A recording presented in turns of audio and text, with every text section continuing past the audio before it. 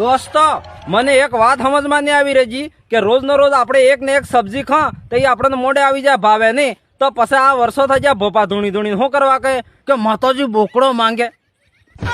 માતાજી મોઢે નહીં આવી જતું હવે ઇતિહાસ ગવા આજ તક એક બી ભોપા ધૂણી એમ નહીં કહેજો કે માતાજી વાઘ માંગે કેમ કે ભોપા ખબર હે વાઘ તો આપણો બી નાસ્તો કરી જાય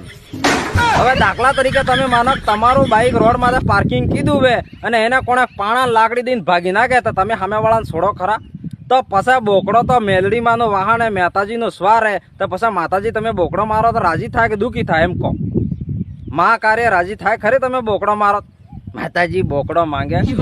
એટલે મારે આ જૂઠો ભોપાને બે હાથ જોડીને એટલું જ કહેવું હે કે તમારી માને પગમાં વંદન કરો આ જીવ હત્યા કરવાનું બંધ કરો માતાજી બોકડો માંગે બંધ કરી દેજો હાવ માતાજી બોકડો માંગે બંધ एम करीन जूठी तोड़ता ने नका पढ़े। हमारे राजस्थान में मौसम इज वेरी खतरनाक। गर्मी इस बहुत लागती और लू तो खतरनाक लागती और वायरा तो आवंती जोर से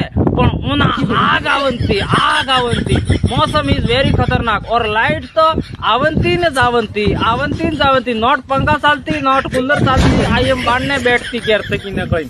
मौसम इज वेरी खतरनाक उन्हाळा इज वेरी लू लागती एंड वायरा आग लागती